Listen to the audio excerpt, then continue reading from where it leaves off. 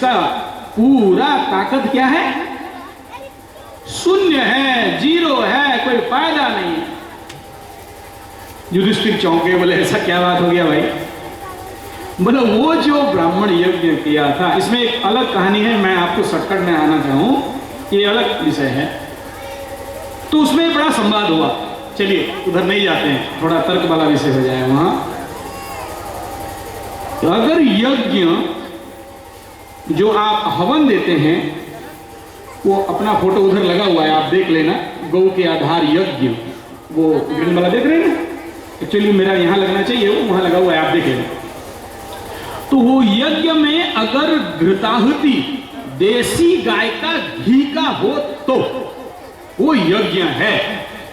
अगर उसमें जर्सी गाय, भैंस का घी, अमूल घी, डेयरी घी, देवी घी, और कल जैसे मैं आपको बताया था ना, गायों को पहले काटे जाते हैं और फिर उसको गाय सुअर सबको काट दिए जाते हैं और बड़े बड़े कंटेनर ड्राम में डालते हैं, नीचे से आग लगाते हैं और फिर गाय का चर्बी, सुअर का चर्बी, भैंस का चर्बी सब ऐसे पिघल के मेल्ट होके बाहर आ जाता है और फिर उसमें डिओड्रेंट्स, उसमें कुछ सेंट टाइप घी के केमिकल आते हैं, उसको डालते हैं, घोलते हैं और अमूल के मतलब डी ग्रेड का जो डब्बा होता है उसमें पैक कर देते हैं और कई सारे घी के कंपनियों के डुप्लीकेट, आपको पता होगा, डब्बा मिलते हैं ना, उसमें पैक करते हैं और माल छोड़ देते हैं। आपके घर आते हैं और आप उसको ले, और ओरिजिनल घी देसी गाय का, और यज्ञ ओम स्वाहा इदं नमः, ओम गधाय स्वाहा इदं नमः, ओम घोड़ाय स्वाहा इदं नमः, और आप पूरे ताकतवर का कर लिया भाई, यज्ञ न करिए, करो जिंदगी भर करते रहो। लाख करोड़ का पेंडल टेंट सब बांध लेते हैं और घी जब डालते हैं तो किस चीज का? और जानते हो ये घी का दम कितना है? ये घी के माध्यम से उस चित्र में दिया गया, देखिए, हवन करेंगे तो वो हवन ऊपर जाएगा, देवी देवताओं को पोषण करेगा और जो इच्छा है सब पूर्ण हो जाएगा। बोलो गौ माता की जय। घी का दम है। मैं कहां से शुरू करूं? और ये घी इतने पावरफुल, ये घी सोचिए, आपके बच्चों का स्मरण शक्ति नहीं है, थोड़ा नाक नामी में डालिए, घृतेन मेधा वर्धते, ऐसा शास्त्र वेद में बताया गया कि मेधा बढ़ाना चाहते हैं, घी नाक नामी में डालिए, बच्चों का मेधा बढ़ जाएगा। अब बताओ माताजी, आप जिंदगी भर कमर दर्द में लटके हुए हो, जिंदगी भर, आज मेरे को बता रहे थे, इस एरिया में सबको डायबिटीज, इस एरिया में सबको वो जोड़ों का दर्द और क्या क्या दर्द है, ऐसे बता रहे थे, और सांस का बीमारी, क्योंकि कोयले का खदान है और उसका डस्ट, उसका धुआं सब आपके नाक में घुसते हैं, ये वगैरह वगैरह। आप एक दिन घी लगा के देख लीजिए, वहां अपना ओरिजिनल घी हम लेके आए हैं, लगा के देखिए और दूसरा दिन देखिए कितना काला काला निकलता है सारे। मैं तो यहाँ आया और जिस दिन पहले ऐसा किया तो समझ में होगा कि कहां से आ गया भाई, तो बाद में पता चला कि यहाँ कोयला नहीं है, और यहाँ का पानी के चलते भी आप बीमार हो। आप नाक नाभि में घी डाल के तो देखिए, अगर सारा समस्या का समाधान। अच्छा, आप बोलेंगे महाराज जी, नाभि में घी डालें और कमर दर्द ठीक हो जाएगा, नाभि में घी डालें सर दर्द ठीक हो जाएगा, नाक नाभि में घी डालें और नींद अच्छा, एकदम गारंटी। क्या विज्ञान है? अब ये भी एक लंबा चौड़ा विषय है, चलिए 5 मिनट इसमें देता हूं और फिर आगे भागता हूं। आप नाभि में घी डालेंगे ना और नाक में डालेंगे ना, तो देखिए यहां पर पिट्यूटरी ग्लैंड है, साइंस जो जानते हैं उनको पता होगा। Master gland is the gland who control all the glands of your body, like thyroid, parathyroid, adrenals, all the glands up to prostate level। सभी जो ग्लैंड आपके शरीर में हैं, यहाँ सारे हैं ना चक्र, उन सबको ये पोषण करता है पिट्यूटरी। लेकिन जब से इधर कोयले का धुआं जाएगा, ये कंप्यूटर का सॉफ्टवेयर काम कर पाएगा नहीं, तो इसको पोषण क्या चाहिए? घी। दूसरा क्या, एक बात बताइए, नाभि में डालने के लिए क्यों कह रहा हूं? माता जी एक बात बताइए, जब आप मां के पेट में थे तो खाते किधर से थे? छोटा सा बच्चा पेट के अंदर जो रहता है खाता किधर से था?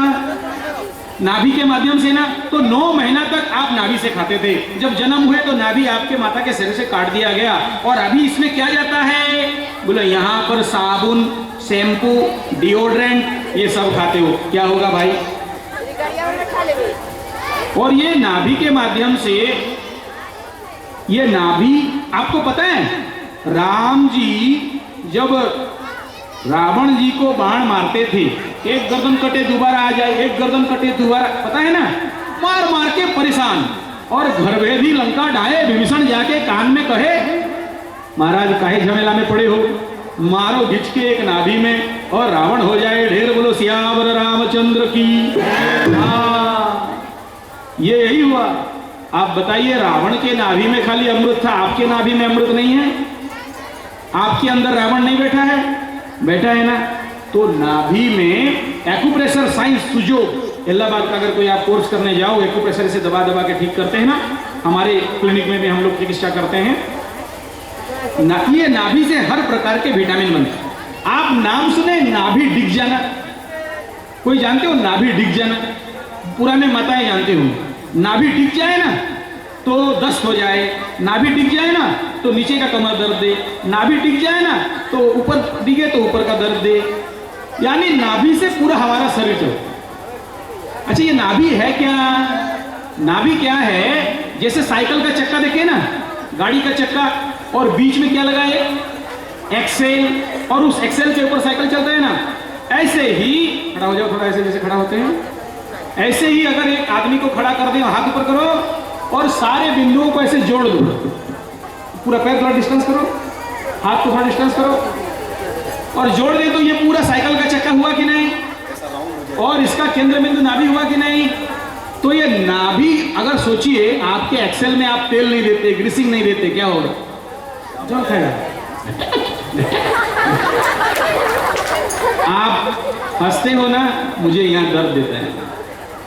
आपका चप्पल देख लेना जाके, एक चप्पल दबा हुआ, एक चप्पल बड़ा हुआ, देख लेना।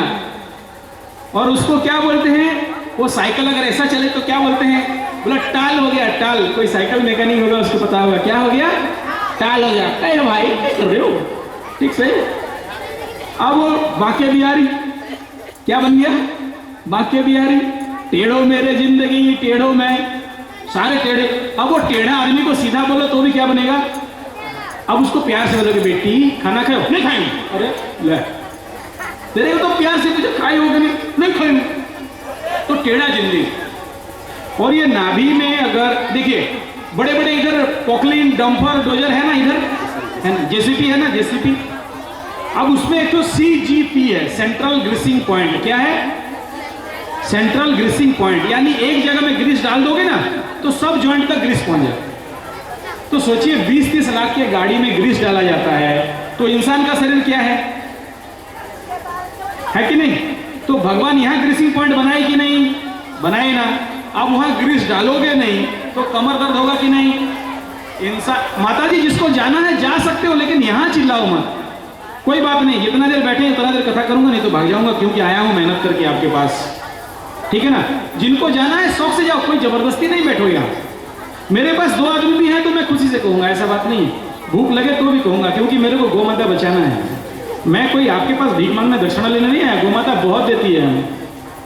आप एकदम जाना है शौक से, कोई आप दुखी नहीं होना, अरे यार भागेंगे क्या सोचेगा, ऐसा बात नहीं है। जिनको जाना है प्यार से, अनुरोध है मेरा, लेकिन यहाँ चिल्ला कर डिस्टर्ब मत करो। मैं बिना मतलब के भगवान और थोतले बात कहने नहीं आया, लोरी सुना के सुनाने नहीं आया। आपके जीवन में जो कष्ट है, दुख है, उसे निवारण करने आया हूं। और ये समाधान किसी के पास है तो गौ माता के पास है, इसलिए आया। और अगर कथा कहें और आपका जीवन चरितार्थ ना हो, आप वही दुखी रहें, आप कष्ट में रहें, क्या फायदा है भाई? भगवान का नाम नहीं लेते हो क्या? सबको ही लेते हैं। घर में आए, ओम जय जगदीश, सारे दीप जलाओ और धूपकाठी जलाओ, और भगवान बुला बुला के थक गए। एक भी गौ माता रक्षा हो पाई क्या? आप दुख से बच पाए क्या? आप जीवन में चेतन पा पाए क्या? आप शांति में रहते हैं क्या? आपके जीवन में समृद्धि आया क्या? फिर उन भगवानों के नाम के पीछे क्यों? मेरा गौ मां का नाम लो, सीधा बात। क्योंकि गौ माता के शरीर में 33 कोटि देवता है, किसी मंदिर में इतने सारे देवी देवता नहीं है। क्योंकि गौ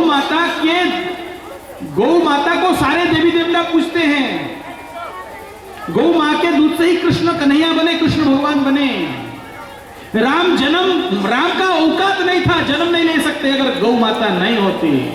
यज्ञ नहीं करते और यज्ञ से चरु नहीं निकला होता, और दशरथ राजा दशरथ ने तीनों पत्नियों को अगर नहीं देते तो राम, लक्ष्मण, भरत, शत्रुघ्न होते क्या? नहीं ना। तो यज्ञ किसके माध्यम से होता है? गौ के माध्यम से ना। तो गौ है कह के बाकी देवी देवता।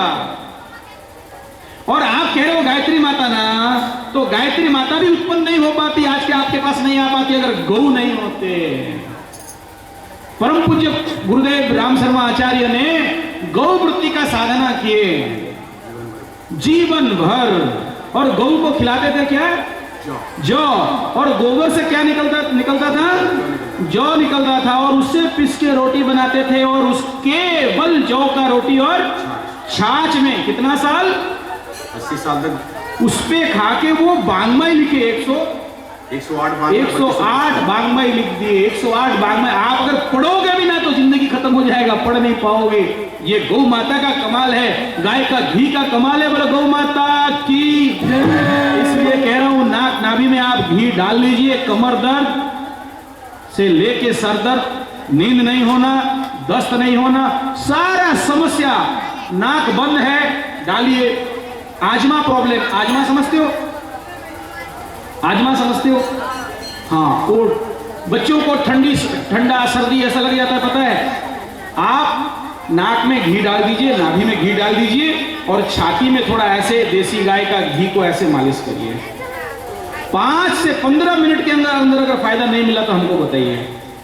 और उसमें एक चीज सावधान करना है कि पैर में थोड़ा सा तेल, सरसों का तेल। हमारे पूज्य गुरुदेव क्या बोलते हैं?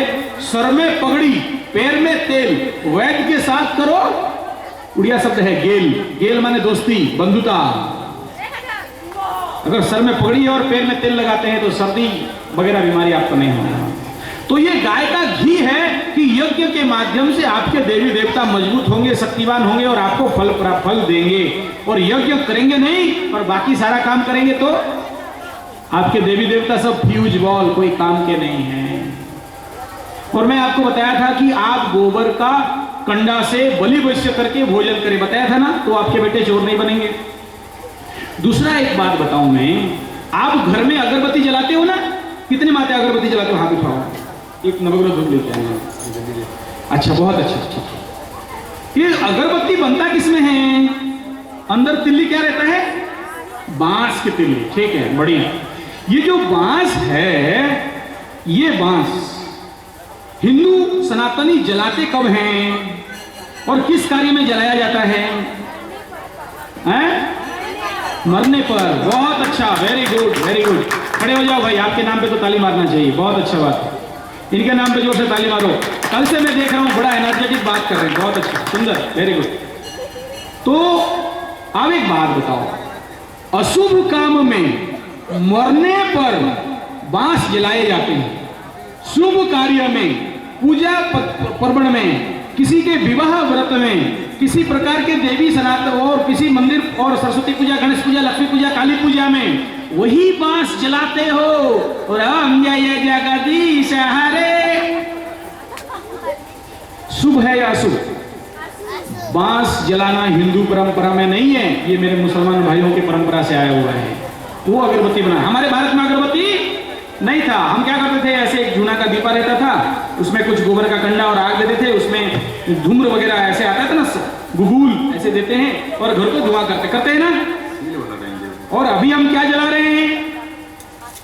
बांस का तिल्ली घर में जलाते हैं ना। और विज्ञान ये कह रहा है कि बांस का तिल्ली अगर आप जलाते हो तो उससे जिस प्रकार के धुआं निकलते हैं, आपके घर में नेगेटिव एनर्जी फैलते हैं, और ये सारे कैंसर के कारण हैं। तो बांस जलाओगे। और भागवत जी सुने हो? भागवत टीवी में वो जो धुंधुकारी था ना, धुंधुकारी कौन था? प्रेत था ना, कौन था? उसको कहां खड़ा किए? बांस के ऊपर, ठीक है। तो बांस का अगरबत्ती जलाओगे तो हम लोग गोबर का कंडे से और नवग्रह का चूरा मिला के इसको नवग्रह धूप बनाएंगे, ठीक है। तो मात्र आपको सैंपल के लिए बताने आए हैं, आप लेके जला के देखिए आपके घर में नवग्रह शांति होता है कि नहीं होता है। अरे महाराज जी छोड़ दो, आप छोड़ दो, कोई बात नहीं। अरे वो सब सुनने वाले हैं, नहीं सुनने वाले भाग गए। अभी मैं खुश हूँ, चिंता मत करो। सीट में बैठे उन लोगों को बैठा देते हैं। अच्छा, सीट में बैठे हैं ना, वो उनकी ताकत बहुत है, गौ माता है ना, पूरा ताकत है उनके पास। अब वो ये जो नवग्रह धूप है आप भी बना सकते हो। हम ये नहीं करें आपको बेचने आए हैं, हम व्यवसायी नहीं है, हम बनिया नहीं है, हम ब्राह्मण है। सेवा मेरा धर्म है, आपका आंख खोलना मेरा धर्म है, आपका आंख खोलने आया हूं। अब ये जो गौ माता के पीछे हम इतना क्यों पागल हैं? आप सोचते होंगे ये आदमी जर्सी के विरुद्ध में कहता है भैंस। नहीं, आपके दिमाग में ये घुसा है कि ये जर्सी गाय केवल ज्यादा दूध देती है, भैंस केवल दूध देती है। अरे देसी गाय आप ज्यादा दूर नहीं, आपके कलकत्ता में ही है। हम अभी जहां कथा करने गए थे ना, उनके गाय 9 लीटर से लेके 11-12 लीटर, और देसी गाय गिर नस्ल का सबसे मैक्सिमम 35 लीटर दूध देती है। आप चाहेंगे तो सारा भारत में घूमता हूं, मैं आपको प्रैक्टिकल दिखा सकता हूं। जलगांव में कोई रिश्तेदार किसी का होगा तो जलगांव, हाँ, अगर कोई जलगांव वाले रिश्तेदार होंगे किसी का ना, जलगांव, रायपुर, महाराष्ट्र, तो वहां आप खबर ले लें। एक सज्जन 87 देसी गाय रखा है गिर नस्ल के, और 30 से 35 लीटर एक गाय का दूध है। कोई भैंस नहीं, कोई जर्सी नहीं। और अपने राउरकेला आप जाएंगे ना, चंदू केजरीवाल करके एक सेठ जी हैं, वे भी गिर और राठी नस्ल के गाय रखे हैं। कभी मौका मिले आप आ सकते हैं। मेरा आज लैपटॉप लगा नहीं है, नहीं तो मैं सब दिखाता आपको। करीबन 18 लीटर 20 लीटर तक दूध मिल जाते हैं देसी गाय से। आपका दिमाग में घुस गया कि देसी गाय दूध नहीं देती, ऐसा नहीं। और देसी गाय कल्प वृक्ष है। वो सारे फोटो चल नहीं पा रहे हैं, चलिए। देसी गाय पीछे मैं क्यों पागल होके पड़ा हूं कि सबसे पहला बात, आप भगवान का नाम लेते हैं, आज तक अमीर हुए? अमीर नहीं हो पाए, लेकिन मेरा गौ का सेवा करिए और गोबर गोमूत्र का चिकित्सा और गोबर गोमूत्र का ताकत लेके जाइए, आप अमीर हो जाएंगे। मैं प्रमाण हूं उसका। 2 टुकड़े पुराने एल्वेस्टर और 1 गाय से हम प्रोजेक्ट स्टार्ट किए थे, हमारा गौशाला, हमारे अनाथ आश्रम और हमारा गुरुकुल। आज हम 62 लाख रुपया पार कर चुके आश्रम में। बोले गौ माता की। हाँ, मैं सारा दिखाने का प्रयास, चलिए किसी और दिन। तो इसी हेतु गौ मां को पकड़े समृद्ध। बोले क्यों? बोले गोमये बसते लक्ष्मी गोमूत्रेश गंगा। शास्त्र ये कहता है कि गोमय बसते लक्ष्मी। अगर लक्ष्मी कहीं है तो वो कहां है? गोबर में।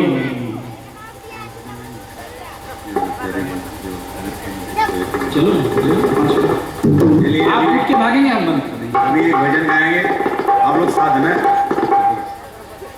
प्यारी गौ माँ तो कितनी अच्छी है, प्यारी गौ माँ तो कितनी अच्छी है, तेरे चरणों में शीश झुकाते हैं, तेरे चरणों में हम शीश झुकाते हैं। तेरी बहती गंगा रोग धोती है, मूत्र में तेरी बहती गंगा रोग धोती है, गोबर में लक्ष्मी रहती सदा धन बढ़ाती है, गोबर में सदा लक्ष्मी रहती धन बढ़ाती है, गौ से हमें अमृत मिला, गौ से हमें अमृत मिला, रोज पिएंगे हम तेरे चरणों में शीश झुकाते हैं, तेरे चरणों में हम शीश झुकाते हैं। तो गोबर में लक्ष्मी जी रहते हैं देसी गाय के। और आप पालन करिए। ये जो नवग्रह धूप बता रहा हूं ना, एक गाय से 1 साल में कम से कम 1 लाख रुपया का कमाई हो सकता है। बोलो गौ माता की। एक गाय के गोबर से। और मैं कल बताया था ना, मूत्र, एक गाय के मूत्र में अगर दिन में वो 5 लीटर का मूत्र करती है, और साल भर में एक गाय से 1 लाख से लेके 5 लाख रुपया का अर्क और भट्टी, जो टैबलेट देख लेना, वो बनाया जाता है। अगर किसी को सीखना हो तो, अगर आप लोग ग्रुप बना के सीखना चाहेंगे तो हम लोग भी आके आपको सिखा सकते हैं यहाँ। ठीक है। तो ये गौ माता से आप अमीर बन जाएंगे, करोड़पति बन जाएंगे। ये गौ माता है। और उस सही सेवा करेंगे ना, तो आप प्रचंड फल आपको प्राप्त हो। गौ माता एक बार आशीर्वाद कर दे तो कहना ही नहीं है।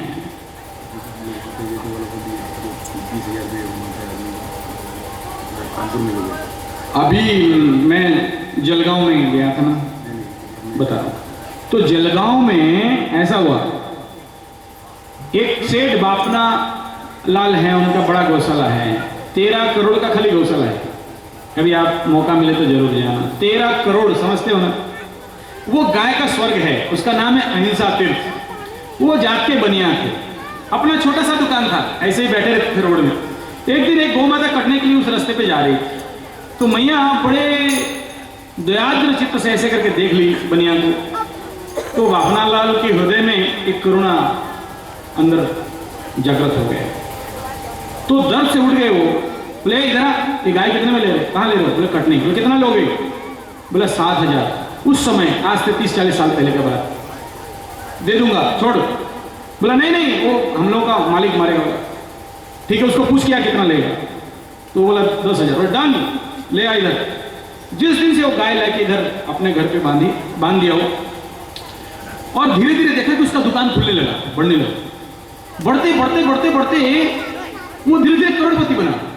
फिर ये एकदम सत्य घटना है जलगांव में, और बढ़ा तो बढ़ा, आप विश्वास नहीं करोगे, वो 40 करोड़ का मालिक बना और सबसे बड़ा हीरा का व्यवसायी बन गया उस गौ माता का आशीर्वाद से, क्योंकि काटते हुए गाय को ये बचे।